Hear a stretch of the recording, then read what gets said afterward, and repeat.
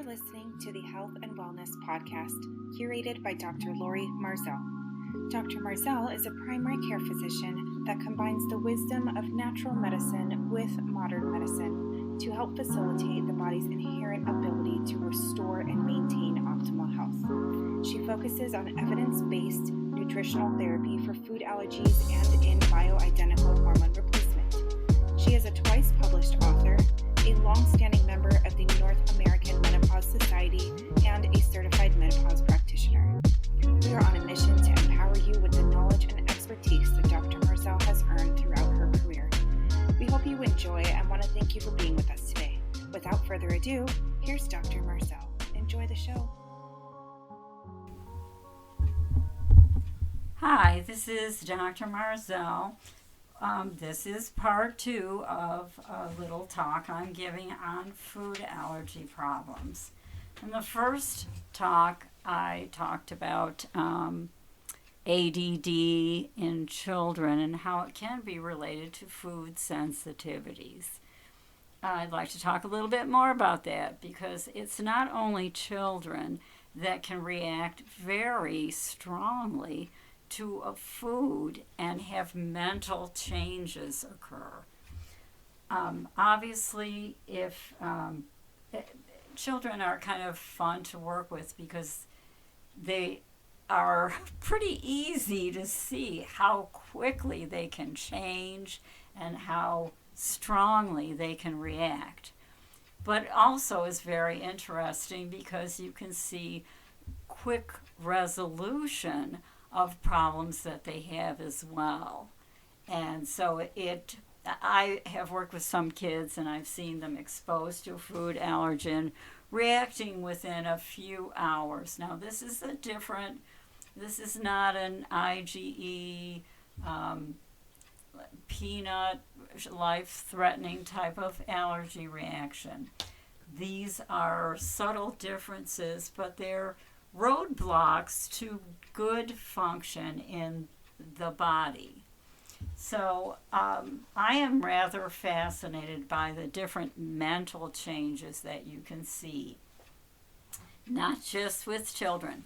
As I was thinking about this talk, I remembered a case I had with a friend who had a young daughter at this time, and during the pregnancy, I remember that the mother was so nauseated that she spent most of her calories eating ice cream. She loved ice cream, and that was a big, that seemed to go down when nothing else would, so she ate a lot of ice cream when she was pregnant. So I was driving one day with the mom, and the daughter was quite young, about maybe 6 years old, 5 or 6, in the back seat. The daughter was very well behaved, quiet, no problems whatsoever. Well, the mom wanted to go out and get, guess what? Her favorite food, ice cream. So we did. We went out and I don't know if I got any, I don't think I did, but she got a cone and her child got a cone. It was so interesting because within, I'd say 20 minutes easily of eating the ice cream cone, the child's behavior changed drastically. She was sitting in the back seat, and she couldn't even sit up straight, honestly. She kind of flopped over, and she was giggling and out of control. It was like she was drunk. But she wasn't drunk. She just had an ice cream cone. And I was familiar with this entity enough to identify this pretty quickly. I mean, it's pretty easy to tell when a child is sitting there calm and collected and rational, and all of a sudden they're giggling and falling over on the seat, and brain isn't functioning that well, and they're just like they're drunk. This is an allergy reaction. So I explained this to the mom, and I suggested that she become aware of substances that you can neutralize an allergy reaction like this. I guess I could call this a sensitivity reaction as well and be in the nomenclature of the allergist. So I'll try to do that in the future. But, anyways, worth noting, because when you send a kid like that to school and they eat something that they're sensitive to, they're going to be dysfunctional. They're going to have a tough time of it. And now you can also see mental changes with adults, and that can range anywhere from depression, anxiety, to some really severe problems like schizophrenia. I had one patient. We used to do sublingual testing in the early stages of testing for food sensitivities. And sublingual testing was really interesting because you would squirt a dilution of the food under the tongue. There's a big vein under the tongue, and so it gets into your system very quickly. So you would do different dilutions and see if this would bring on any symptoms. So this is kind of cool because you could actually see someone reacting. And then if you increase the next dilution, it would cause neutralization of the allergen. This is also very handy because it tells you, here's the symptom, you've neutralized it, and you can also go back to the original dilution and reignite the reactivity. Let me tell you about a case where I had this done. It was very interesting. I thought it was a schizophrenic patient of mine, and I wanted to test her for some food sensitivities.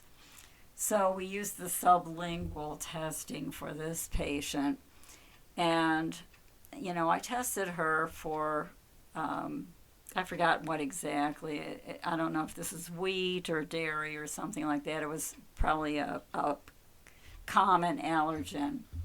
And the first couple dilutions, she didn't notice any difference. And then I gave her the last dilution, and all of a sudden she said, "Oh, snakes are crawling on half of my arms, like the forearms." I said, "Really?" And she goes, "Yeah." And this was also interesting because anatomically and neurologically this didn't make sense. If she felt a crawling sensation, it probably should have been along the entire nerve that is down the arm. But it wasn't. It was on half of the arm.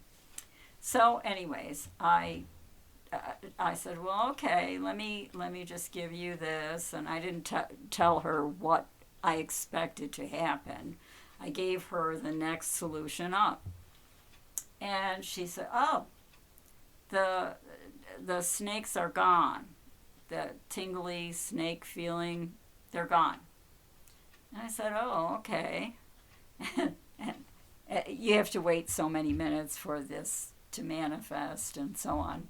Anyways, I went back to the original dilution where she had told me she had this sensation. And when I did so, "Oh, snakes are back." So to me, that was pretty obvious that was something that was causing a very strange reaction. And if she was eating that frequently, that could certainly be contributing to mental dysfunction for her. It was hard at that time. It took a lot of time to test people, but you really would see a reaction. And it was, you could always go to the neutralizing dose and stop it. So it was pretty textbook. I had another patient who was, let me see how she was in her mid-30s. And she was having difficulty with anxiety, severe anxiety. It would come and go, and she was dysfunctional, and she couldn't be by herself, and she was just having all kinds of problems. So I found some other things that told me maybe I should be making sure that food sensitivities aren't a problem with this patient. And so I tested her. For her, I did a blood test.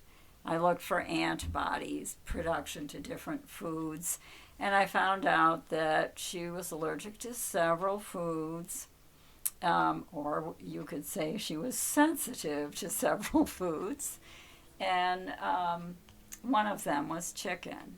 So I put her on a very strict diet, taking away the things she was most reactive to, and she felt a lot better. She was not anxious and didn't have panic attacks for days on end. She was doing all kinds of things, getting her affairs in order, working, family relations were good. Everything was going really very well. So she was so happy. She, this happens frequently with patients. They think, do I really have to avoid these foods for the rest of my life? I mean, are they really a problem? It's just a food. Well, she went out with her family, and they all went out to dinner. But she hadn't had any chicken in a long time, fairly long time for her anyway. So she decided, well, I haven't had this long time, I can have some chicken. So she had chicken for lunch. And then her family went to a movie. Well, as the movie started progressing, she started getting more anxious. And then she got more and more anxious. She ended up having to be carried out of the theater because she had a severe panic episode. She couldn't even walk. I guess that kind of convinced her that may be real, and that avoiding foods that induce these type of symptoms may be a real benefit. It was kind of unfortunate, but sometimes this happens, and it kind of reinforces what is going on. Also, I wanted to mention that one of the keys to looking for food reactions is suddenly becoming overwhelmed with a feeling. And you may understand, the patient may understand that this is not appropriate, that, for instance, with a panic attack suddenly coming on, they know that there was nothing to panic about. She's sitting here with her family at a theater watching a movie. There's no reason for panic, but it is out of the patient's control. That is the clue that this may be a reaction to something. So I'd like to give another example of a woman that I had as a patient, and she had food allergies, and we tested her for different things. She actually was allergic to corn, and she was redoing the house with her husband, and they stopped for a while. They were working really hard on things, and everybody in the crew that was working on the house during this time sat down, and one of the people brought over a thing of beer. And so everybody stopped and had a beer. Well, this was kind of interesting because some beers actually have corn in them, are brewed from corn. And this particular one was. So if you have a solution that has a food sensitivity particles in, or allergy particles in, whatever you want to call them, and you put it in an alcohol solution, alcohol does not need to be digested. You can just hold it in your mouth and it will go into your bloodstream directly. So that's why people become overwhelmed with reactions to alcohol, where they become inebriated. It goes in so fast that the liver can't detoxify the alcohol quickly enough. But you could just hold it in your mouth and alcohol will get in.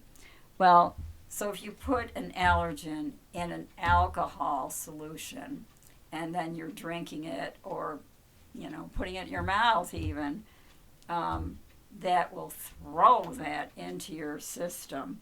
This woman suddenly became very angry with her husband, who was just sitting there drinking a beer with her.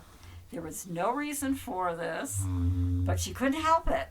She just got so angry all of a sudden. And luckily in this case, the husband was a little bit smart. And he said, he was aware that she had had all these testings, and he was aware that she had problems. And he said, you were doing fine until you had this beer. What's going on? And he goes, he knew it was unreasonable, and she did it as well, but she couldn't help herself. So he said, you're just having an allergy reaction. I just know it. So he gave her something to stop the allergy reaction, and she was very irritated with him, as you can imagine. I'm not having an allergy reaction. I really am angry with you, blah, blah, blah. And she was, spouting on. And so to show her husband that he was totally wrong, she glugged down a solution that would normally neutralize an allergy reaction. By the time she got to the bottom of the glass, all of a sudden, it was gone. All the anger and irritation that she suddenly had out of control had disappeared within minutes of drinking a neutralizing solution. It was very interesting. Stay tuned. I'm going to cut this off now, and we'll talk about some more interesting cases and food reactions. Thank you so much for listening. If you enjoyed today's content, please feel free to share with a friend and help us spread our message. If you'd like to learn more about Dr. Marzell, please visit our website at www.drmarzell.com. Until next time.